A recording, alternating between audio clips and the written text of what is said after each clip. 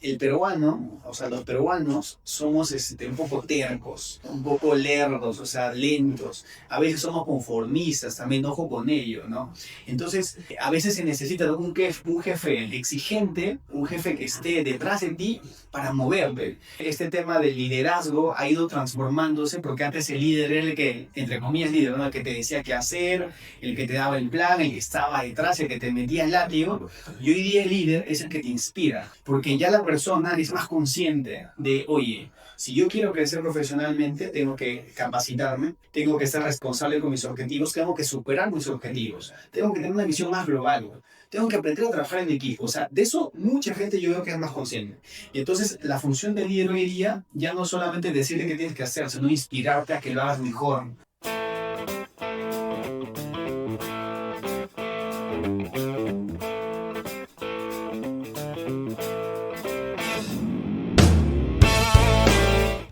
Muy buenas, comunidad competitiva. El día de hoy estamos en un nuevo capítulo de Competitividad sin Fronteras. Sé competitivo, pero solo con nosotros. El día de hoy nosotros tenemos a un ponente muy especial, el cual es CEO de WI Educación Ejecutiva, y con su ayuda ha podido lograr que muchos emprendedores surjan. Pero ¿quién mejor que él mismo para presentarse? Con ustedes, Johan Palomino.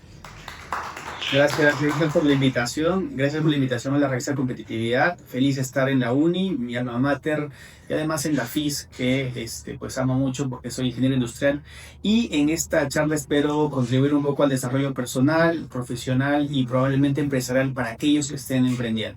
Ok, comenzando con la entrevista, uno de los puntos más importantes es cómo pasar de emprendedor a ser un empresario. ¿Cuál sería la respuesta que nos daría usted? Bueno, es una pregunta interesante. Ya luego conversamos un poco detrás de cámaras y decíamos que el emprendedor es un poco todista. Si se dan cuenta que ellos están emprendiendo, quieren hacerlo todo, ¿no? Entonces yo quiero comprar, yo quiero empacar, quiero distribuir, quiero cobrar, quiero hacerlo todo. Al hacer todo a la vez, uno a veces pierde la visión de por qué empezaste ese negocio, cuál fue tu propósito que te movió a empezar ese negocio y en el tiempo a veces se pierde, ¿no? Si quieres pasar de emprendedor a empresario, hay que entender los métodos de trabajo. Como ingenieros industriales sabemos que los métodos de trabajo son importantes, delegar funciones y entender los procesos. Cada vez que hay un proceso complejo que tú no lo puedas manejar, hay que buscar a la persona adecuada para que pueda hacerlo. Entonces, ¿quieres pasar de emprendedor a empresario? Cambia tu mentalidad, deja de ser todista, empieza a delegar, sistematiza y automatiza, incluso porque hoy en día la inteligencia artificial nos ayuda mucho a eso, ¿no? A ser mucho más ágiles y estar siempre, digamos, con el cliente a tiempo, ¿no? Ok.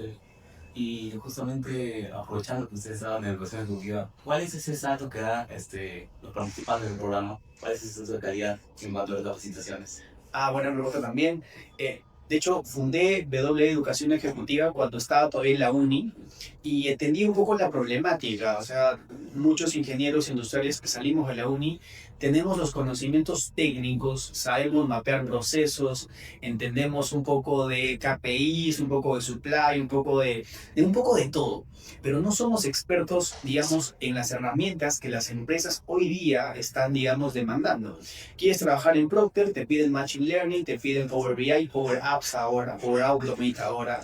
Y no solamente eso, sino las habilidades blandas. Comunicar adecuadamente, trabajo en equipo, pensamiento crítico y demás, ¿no? W Educación Ejecutiva lo que hace es convocar a gerentes que estén trabajando en las empresas actualmente y traigan esa experiencia real a la clase.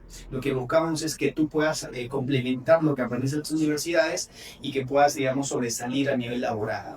Claro, es un muy buen momento para lo que son nuestras universidades, porque muchos se dicen, sobre todo aquí en la uni, que somos muy buenos en lo que son habilidades numéricas, habilidades duras en sí, y nos falta un poco de habilidades blandas, pero con esto ya va mejorando con el tiempo. Prueba de ello es este podcast.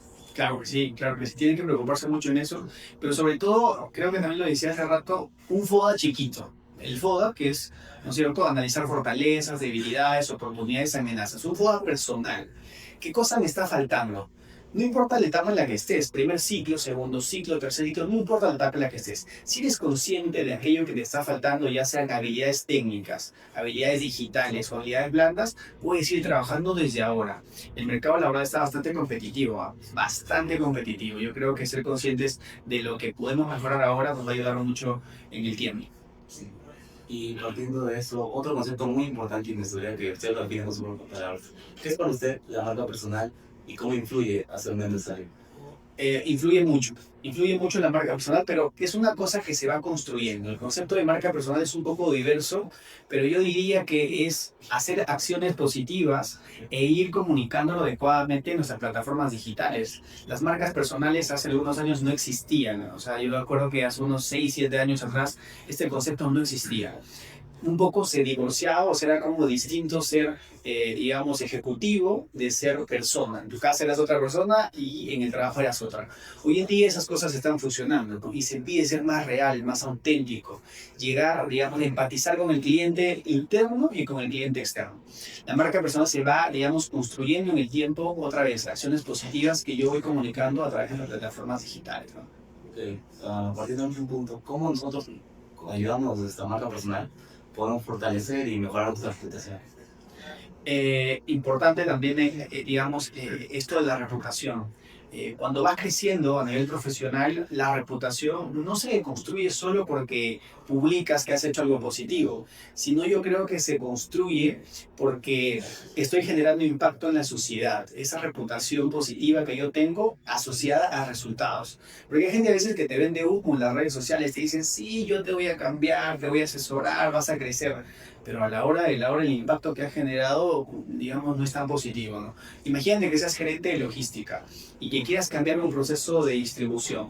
¿Qué impacto estás haciendo no solo en el proceso, sino también en los clientes? De repente es reducir el tiempo, pero no solo reducir el tiempo, sino preocuparte que el empaque llegue bien, que la experiencia sea positiva. Eso genera fidelización de clientes, ¿no? Entonces, tiene mucho que ver ello con la marca personal, ¿no? Claro. Y más o menos partiendo de otro tema, ¿cuál ve que usted que son los emprendimientos o negocios que están más saliendo a flote hoy en día? ¿Dónde ve más oportunidades de negocio? Bueno, en todos lados, en todos lados. De hecho, el Perú creo yo que va a ser un país líder en los próximos años. Ejemplo nada más, miren, la política está un poco compleja en nuestro país, sin embargo, no afecta a la economía, no afecta, digamos, a las universidades, no para las universidades, siguen produciendo talento. Pero oportunidades cuando uno quiere ver, va a encontrar en cualquier lado. Yo los invito a a caminar por las calles, siempre observadores, y ver dónde se pueden hacer cambios. En el Perú todo está por hacerse, todo está por construirse. Donde hay, digamos, un poquito más de crecimiento, hay que ver un poco las estadísticas. Por ejemplo, el sector inmobiliario, 30% el año pasado ha crecido. El sector turismo ha crecido. El sector tecnológico en nuestro país que está en pañales. Aquí no tenemos servidores, lo tenemos en Chile. El sector tecnológico en Perú está en pañales. Hay muchísimo por hacer en tecnología. En logística, ¿qué les digo? Crecemos en el 2023 fue 7% y el año pasado fue casi 13%. Se duplicó en logística el crecimiento. Hay mucha oportunidad en logística, ¿no? La última milla, temas de distribución, temas de delivery. ¿Cómo puede ser que los de Colombia tengan Rappi en Perú? ¿Por qué no tenemos un Rappi peruano? O sea, piénsenlo por un instante, ¿no? O sea, oportunidades hay por todos lados. Hay que ver un poco aquellos sectores donde hay más crecimiento y luego ver dónde está el problema, porque un emprendimiento nace por resolver un problema, por atender una necesidad. Claro. Y partiendo más con el tema empresarial, ser un poquito más específico, ¿cómo hago para encontrar el punto de equilibrio entre buscar la eficiencia de un operario? Por ejemplo, yo soy visto de trabajar con distintos tipos de personas. Quiero encontrar ese punto de equilibrio para que busco la eficiencia del operario, pero también su bienestar, ese tacto humano. Bueno, las empresas están, digamos, apuntando mucho hacia eso, ¿ah? En realidad, hace unos 10 años atrás, yo creo que el talento estaba como que en el último eslabón de una compañía. El talento ha ido cambiando y se ha ido colocando en el nivel estratégico. Las compañías que quieren crecer, ya sea que eres emprendedor, o que eres empresario, o que eres ejecutivo, debes entender que el talento es una estrategia para la organización. ¿Quieres crecer? El mejor talento. ¿Quieres el mejor talento? Hay que capacitarlo. Pero no solo eso, sino también entender que no solamente es conocimiento de la persona, sino las personas son emociones. Entonces, crear ese clima, esa cultura organizacional que se llama ahora, para que se sienta cómodo y que las ideas fluyan, ¿no? Porque a veces uno dice, oye, me presiona si yo fluyo. No necesariamente. Se ha comprobado que si una persona está, digamos, más feliz, es más creativa. Y entonces, ¿cómo provocamos esos ecosistemas? Entonces, las empresas están priorizando mucho eso. Y este equilibrio, digamos, ya se está dando, ¿no? Mucho importa de los líderes. O sea, yo soy empresario y a mí realmente me importa mi personal, entonces me preocupa, hay una preocupación genuina. Mucho, mucho importa a los empresarios.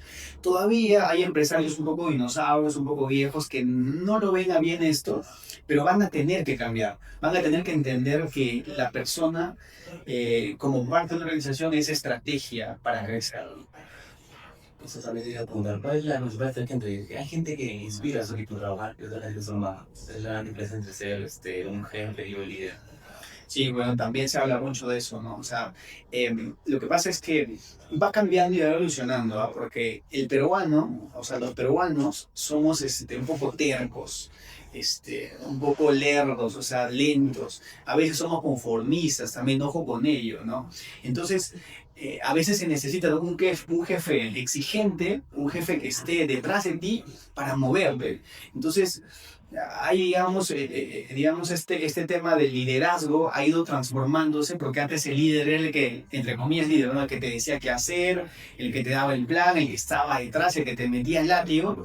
Y hoy día el líder es el que te inspira, porque ya la persona es más consciente de, oye, si yo quiero crecer profesionalmente, tengo que capacitarme, tengo que ser responsable con mis objetivos, tengo que superar mis objetivos, tengo que tener una visión más global, tengo que aprender a trabajar en equipo. O sea, de eso mucha gente yo veo que es más consciente.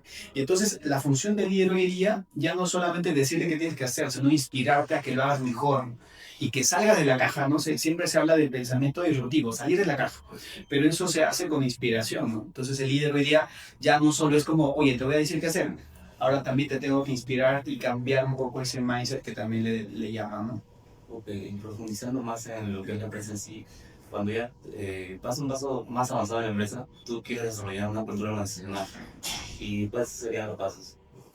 Bueno, las culturas organizacionales también son conceptos bastante complejos, ¿no? Si estás emprendiendo, no hay que preocuparnos mucho por estos temas. O sea, ¿por qué? Porque las culturas organizacionales aplican a un gran grupo de personas. Yo diría partir siempre por valores sencillos o filosofías o formas de pensar también que se puede llamar. Por ejemplo, estás emprendiendo. Entonces, en nuestro caso, nuestra filosofía era hacer las cosas bien y mejora continua siempre. Todos los socios teníamos clarísimo eso, hacer las cosas bien y mejora continua siempre. Cuando iba creciendo el equipo, ya nos dábamos cuenta que venían personas con diferente visión, con diferentes expectativas. Ya había que establecer nuevos valores organizacionales. El cliente es lo primero, trabajamos en equipo, somos uno, y entonces ya se va, digamos, estructurando esa cultura organizacional, pero parte de la visión que tienen los fundadores de la organización en el caso de que estén emprendiendo, ¿no? En el caso de que ya tengas una empresa, pues habrá que hacer un análisis sobre cuáles son los valores que podrían mover tu organización y hacia dónde quieres ir. Y en función de eso vas a crear un ecosistema que además también se vuelve un filtro para la gente que viene. Porque si tu organización es el cliente es lo primero y contratas a una persona pues, que le da lo mismo al cliente, entonces gracias y traes a otra persona que sí tenga claros los valores, ¿no? Y a eso le estamos denominando cultura organizacional, ¿no?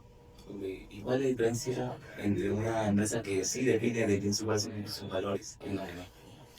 Bueno, bueno, la diferencia uno la podría ver en la construcción de la marca, probablemente más evidentemente porque aquellos que tienen claros sus valores y sobre todo centrados en el cliente interno y en el cliente externo, son los que trascienden más.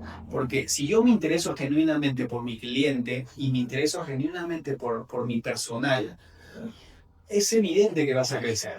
Aquellas empresas que solo quieren vender y que les da lo mismo a la gente, que le da lo mismo al cliente, porque hay empresas que te venden y no le importa si te llegó mal, ¿no? Y tú llamas, reclamas, ejemplo Telefónica, ¿no? Entonces tú llamas, reclamas y demás, les da lo mismo. Entonces, ¿qué cosa les queda a esas empresas? Quebrar. Y ha pasado, es un ejemplo real, lo de Telefónica, están vendiendo parte, digamos, de las unidades de negocio en Perú, ya han vendido Brasil, o sea, están perdiendo porque nunca, bueno, no sé si nunca, pero creo que hoy no les importa el cliente, ¿no? Entonces, tener claros los valores para el cliente interno y para el cliente externo, básico. Claro. Y por último, ¿qué consejo le daría a los jóvenes que nos están viendo ahora? Bueno, un montón de consejos, pero creería que si estás en la universidad, algo muy importante es aprovechar la universidad al máximo. La universidad para mí ha sido una de las mejores experiencias de mi vida. Yo vengo de pueblo y llegar a Lima ha sido complejo, Lima te absorbe muy rápido, pero la universidad me cambió la vida. Pero ¿cómo te cambia la vida una universidad? Cuando tú te vuelves pues activo en lo que está haciendo la universidad.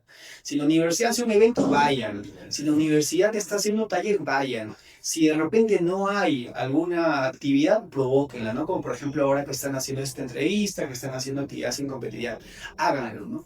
Porque eso te va a ayudar a pulir un poco tu personalidad, digamos, en la universidad y que ayuda después a tu nivel profesional. Si están emprendiendo, el consejo básico es hagan las cosas bien, porque a veces uno dice voy a emprender y entonces le dedico una hora, media hora, al fin de semana, no. Hagan las cosas bien, sean disciplinados. Todos los días una hora, todos los días 2 horas y poco a poco van agrandando, digamos, el tiempo de dedicación en función de sus resultados, ¿no? Si están trabajando, por favor, a la gente que es egresada de la FIS, vuelvan a la universidad, colaboren con los próximos talentos que van a egresar de la universidad, porque la marca Uni para mí siempre ha sido uno de mis principales cartas de presentación. Yo voy a cualquier país, Uni, la Uni, lo mejor de ingeniería, pero no solamente es que nos digan que somos los mejores, sino realmente serlo, ¿no? Y para ello hay que capacitarnos adecuadamente, hay que ser conscientes de lo que nos falta. Y a veces ustedes, yo pienso que como jóvenes no son tan conscientes de eso y nuestra tarea como egresados creería yo que es contribuir a eso.